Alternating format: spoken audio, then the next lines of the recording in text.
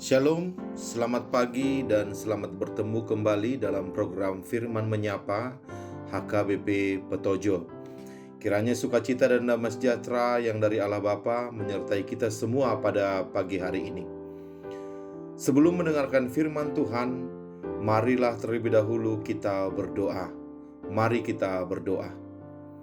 Ya Allah Bapa, Anak dan Roh Kudus, bukalah mata hati kami supaya kami melihat kebenaran yang terpancar dari firman Allah.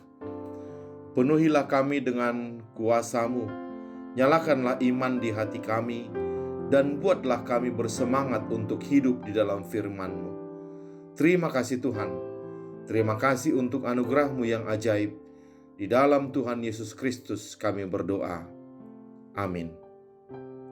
Jemaat yang dikasihi Tuhan, firman Tuhan bagi kita hari ini diambil dari kitab Amsal pasal 26 ayat 21. Demikian firman Tuhan.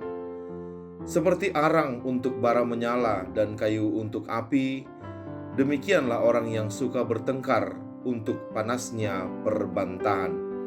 Demikianlah firman Tuhan. Yang berbahagia adalah mereka yang mendengarkan firman Tuhan serta memeliharanya. Amin. Jemaat yang dikasihi Tuhan, setiap hari kita pasti menghadapi konflik, baik itu dalam skala kecil maupun besar. Konflik di tengah keluarga antara suami, istri, dan anak-anak, konflik di sekolah, maupun konflik di gereja atau di tengah masyarakat. Konflik tidak akan pernah hilang dari kehidupan manusia. Satu-satunya tempat yang tidak ada konflik adalah di dalam kuburan. Oleh sebab itu, kita tidak perlu menghindari konflik. Sebab konflik adalah sebuah keniscayaan yang harus kita hadapi. Kita tidak boleh cepat-cepat bersyukur jika hidup kita, keluarga kita, gereja kita mulus-mulus saja, aman-aman saja dan beres-beres saja. Sebab sesuatu yang aman-aman saja atau beres-beres saja ada dua kemungkinan. Kemungkinan pertama, dia tidur, atau kemungkinan kedua, dia sudah mati. Jadi persoalan atau konflik itu baik adanya. Konflik adalah tanda bahwa kita masih hidup dan berkembang. Walaupun di sisi lain, kita tidak perlu mencari-cari konflik. Jika masih bisa kita hindarkan, mari kita menghindari konflik. Namun, jika kita harus menghadapi konflik, maka mari kita hadapi dengan kejernihan, akal sehat, dan hati nurani kita. Konflik itu tidak salah. Yang salah adalah perpecahan. Inilah yang dibahas Raja Salomo pada ayat yang baru saja kita dengarkan.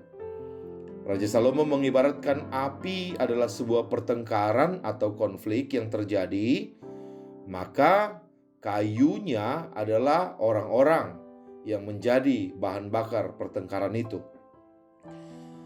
Kayunya adalah orang-orang yang suka bertengkar. Raja Salomo kemudian menegaskan bahwa orang yang suka bertengkar, orang yang suka menfitnah, dan orang yang suka menyebarkan kabar bohong, itu adalah ibarat kayu bakar untuk panasnya api. Orang-orang seperti ini bukannya meredakan konflik, malah akan semakin menyuburkan konflik sampai akhirnya mengakibatkan perpecahan. Maka disinilah penting bagi kita untuk menguji diri kita sendiri. Di pihak manakah kita berdiri? Apakah kita masih merupakan orang-orang yang menyukai konflik tetap terjadi? Ataukah kita adalah orang-orang yang berusaha memadamkan konflik yang sudah terlanjur terjadi? Maka, mari kita sejenak belajar dari dua tokoh dalam Alkitab. Yang pertama, tokoh kita adalah Abraham. Kita tahu ketika Abraham dan Lot hidup bersama, konflik akhirnya terjadi di antara mereka. Seiring dengan meluasnya peternakan mereka, muncullah berbagai masalah. Terlalu sedikit sumur untuk mencukupi kebutuhan kawanan ternak dan domba mereka. Kedua kelompok keluarga mulai kehilangan semangat persaudaraan. Orang-orang yang disewa Lot dan orang-orang yang disewa Abraham mulai berebut mendapatkan mata air. Kemarahan mulai terbakar dan perselisihan memuncak. Tapi mari kita lihat bagaimana reaksi Abraham. Selaku paman dan pihak yang lebih tua, dia malah mengambil inisiatif untuk menjumpai Lot. Abraham kemudian mengajak Lot berdiskusi baik-baik dan mencari jalan keluar. Akibatnya mereka sepakat untuk berpisah. Lot memilih pergi ke daerah timur ke lembah Sungai Yordan, sedangkan Abraham rela pindah ke arah barat ke daerah perbukitan yang sebenarnya lebih merugikannya. Tapi dengan itu, masalah yang sudah memuncak itu akhirnya selesai dengan sangat mudah dan sangat cepat ketika ada pihak yang lebih tua, yang lebih bijaksana, memilih rela merendahkan diri untuk memulai pembicaraan. Senang sekali rasanya jika kita bisa mengakhiri setiap masalah kita seperti Abraham ini. Berapa ribu tahun kemudian kita pun melihat bagaimana Tuhan memilih jalan yang sama dengan jalan yang ditempuh Abraham.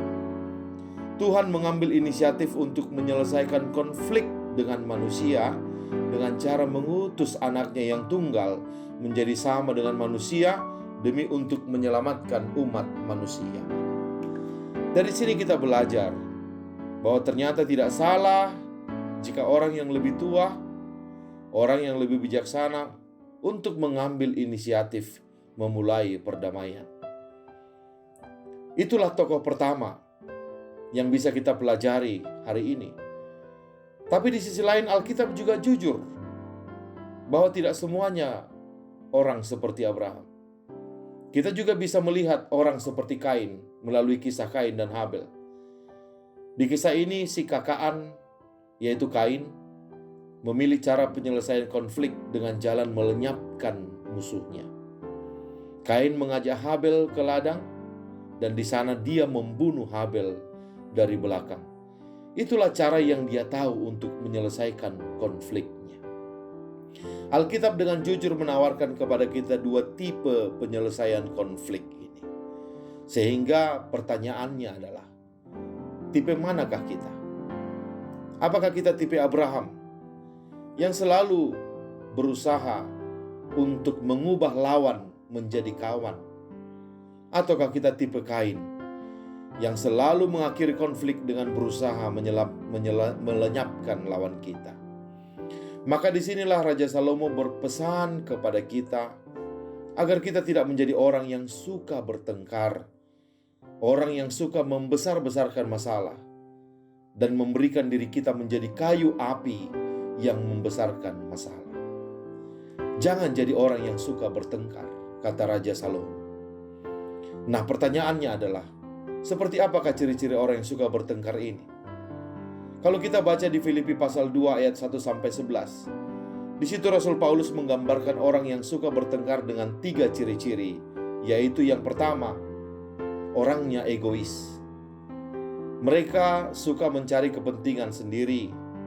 Mereka selalu menuntut agar keinginannya yang dipenuhi. Mereka adalah tipe orang yang hanya mau menerima tapi tidak mau memberi, hanya mau diperhatikan tapi tidak mau memperhatikan, hanya mau dipahami tapi tidak mau dipahami.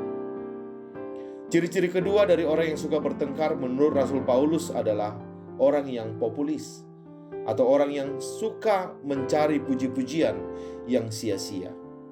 Maunya hanya dia terus yang menonjol, maunya dia terus yang tampil, kalau boleh dia terus yang memimpin untuk mendapatkan pujian sebanyak-banyaknya. Dan jika ada orang lain yang menonjol, jika ada orang lain yang memiliki kemampuan yang sama dengannya atau bahkan melebihinya, orang ini akan marah dan menganggapnya sebagai musuh. Dan tipe ketiga, orang yang suka bertengkar menurut Rasul Paulus adalah orang yang sombong dan tinggi hati. Orang yang menganggap diri lebih utama dari orang lain, menganggap hanya dia yang dapat mengerjakan sesuatu.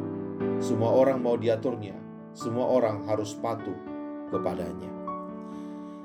Maka marilah kita tidak menjadi orang yang suka bertengkar. Marilah kita menjadi orang dengan tipe Abraham, menjadi orang yang memilih memadamkan kebakaran, bukan menyuburkan kebakaran. Tapi mari kita ingat, menjadi pemadam kebakaran bukan berarti bahwa kita menjadi setuju dengan penyebab kebakaran. Kita harus tetap memiliki idealisme tinggi mengenai standar kebenaran. Jangan hanya karena tidak ingin konflik, maka kita menurunkan standar kebenaran Tuhan. Standar kebenaran tetap harus dipasang setinggi mungkin, yaitu sesuai dengan kesempurnaan Allah. Ketika Tuhan Yesus hidup pun, tetap terjadi konflik antara Tuhan Yesus dengan orang Farisi. Ketika jemaat mula-mula hidup pun, tetap terjadi konflik antara mereka dengan orang Farisi dan juga dengan pihak kekaisaran Roma. Tapi dalam hal ini Tuhan Yesus, para rasul, dan jemaat mula-mula tetap memegang teguh standar yang seharusnya. Mereka tetap memerangi nabi-nabi palsu dan para pengajar palsu. Namun demikian, mereka tidak menjadi orang-orang yang dengan sengaja membuat konflik tetap menyala. Mereka tidak mau mengambil keuntungan pribadi dari konflik tersebut dan juga tidak membuat konflik demi kepentingan pribadi. Jika konflik tersebut harus terjadi karena membela kebenaran Tuhan, maka mereka siap menghadapinya. Tetapi selain karena kepentingan kerajaan sorga, mereka berusaha untuk hidup damai dengan semua orang. Seperti firman Tuhan yang berkata, "Jika itu tergantung padamu, berusahalah untuk hidup damai dengan semua orang." Roma 12 ayat 18. Maka mari menciptakan dunia yang penuh damai dan ketenangan dengan selalu berusaha mengubah lawan menjadi kawan. Kiranya Tuhan menguatkan kita untuk melakukan firman-Nya. Amin. Mari kita berdoa. Terima kasih ya Bapa untuk firman yang sudah bisa kami dengarkan. Firman-Mu mengingatkan kami agar kami menjadi orang yang memadamkan kebakaran, menjadi orang yang meredakan konflik, menjadi orang yang menghindari perpecahan, bukan tipe orang yang suka bertengkar, menjadi kayu bakar bagi terjadinya perkelahian. Ya Tuhan, dunia ini dipenuhi oleh orang-orang yang penuh dengan amarah. Tetapi biarlah kami datang sebagai orang yang berbeda. Biarlah kami datang menjadi pembawa kedamaian, agar dunia di mana kami hidup menjadi dunia yang penuh dengan damai sejahtera Tuhan, dunia yang dipenuhi shalom Tuhan. Terima kasih untuk firman-Mu Tuhan. Mampukan kami menjadi pembawa-pembawa dan pelaku-pelaku perdamaian. Dalam nama Tuhan Yesus Kristus kami berdoa. Amin. Selamat beraktivitas. Tuhan Yesus memberkati. Shalom.